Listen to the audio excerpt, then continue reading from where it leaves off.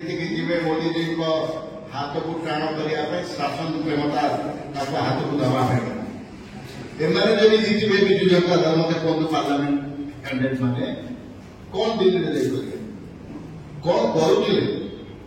मुझे जानी दिल्ली से जगह भर्तृहरि बाबू प्रसन्न आचार्य भाई चेयरमैन करेंगे मोदी जी चाहते राज्यसभा भर्तृहरि बाबू डेप्यूटी स्पीकर करने चाहते आप्रुवाल देले नहीं गोटे ओडिया जाति आज गर्व करता से जगह बसते मोदी जी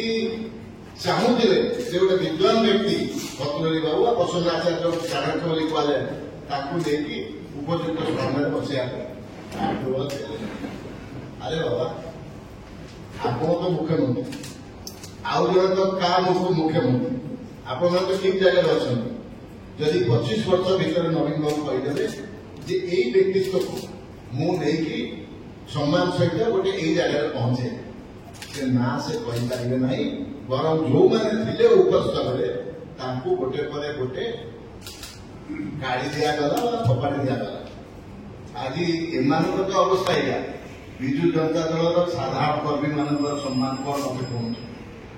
आज मत कहतु साधारण कर्मी मान पचारुची किए आज निर्वाचन आसला से गेट टी खोला नवीन निवास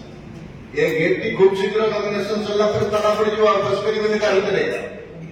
मुख्यमंत्री तो भेटिया दूर कथा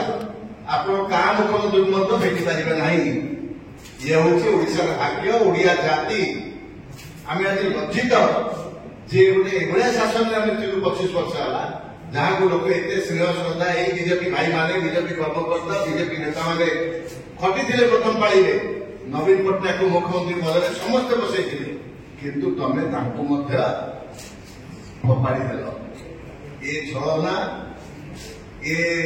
जो विभ्रांतकर कथा को बेसी दिन आ लोक ग्रहण करेंगे ना मुझे कहे ओडिया जाति उठ उठ जाग जाग क्या पचरे गोड़ ना निज आत्मसम्मान नहीं माटीर आत्मसम्मान नहीं आग को बढ़तु उपयुक्त व्यक्ति उपयुक्त दल संस्कार शिखि दल को आपण बाछतु शासन में आणतु आप देखिए परिवर्तन तो आसन्न परिवर्तन निश्चय हम आज सारा ओडावासी को आज आपण जरिया अनुरोध कर 2 दिन तले देखिए नियम कानून मानवे